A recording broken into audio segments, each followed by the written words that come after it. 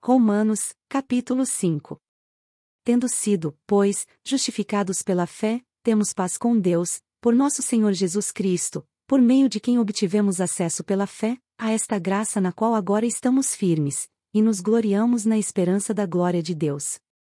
Não só isso, mas também nos gloriamos nas tribulações, porque sabemos que a tribulação produz perseverança, a perseverança, um caráter aprovado, e o caráter aprovado, esperança.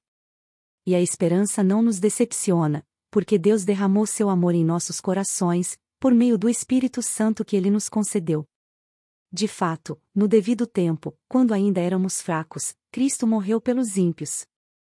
Dificilmente haverá alguém que morra por um justo, pelo homem bom talvez alguém tenha coragem de morrer. Mas Deus demonstra seu amor por nós, Cristo morreu em nosso favor quando ainda éramos pecadores. Como agora fomos justificados por seu sangue, muito mais ainda seremos salvos da ira de Deus por meio dele. Se quando éramos inimigos de Deus fomos reconciliados com ele mediante a morte de seu Filho, quanto mais agora, tendo sido reconciliados, seremos salvos por sua vida.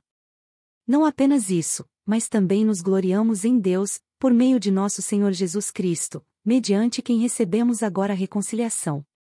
Portanto, da mesma forma como o pecado entrou no mundo por um homem, e pelo pecado a morte, assim também a morte veio a todos os homens, porque todos pecaram, pois antes de ser dada a lei, o pecado já estava no mundo.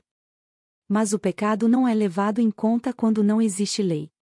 Todavia, a morte reinou desde o tempo de Adão até o de Moisés, mesmo sobre aqueles que não cometeram pecado semelhante à transgressão de Adão, o qual era um tipo daquele que haveria de vir. Entretanto, não há comparação entre a dádiva e a transgressão. Pois se muitos morreram por causa da transgressão de um só, muito mais a graça de Deus, isto é, a dádiva pela graça de um só homem, Jesus Cristo, transbordou para muitos.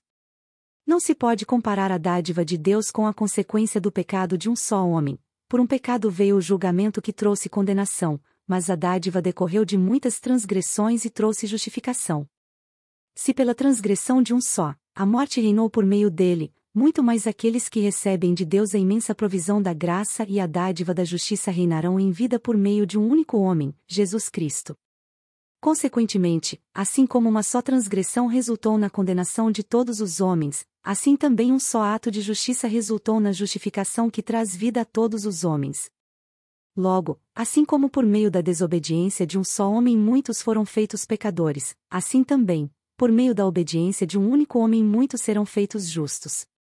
A lei foi introduzida para que a transgressão fosse ressaltada.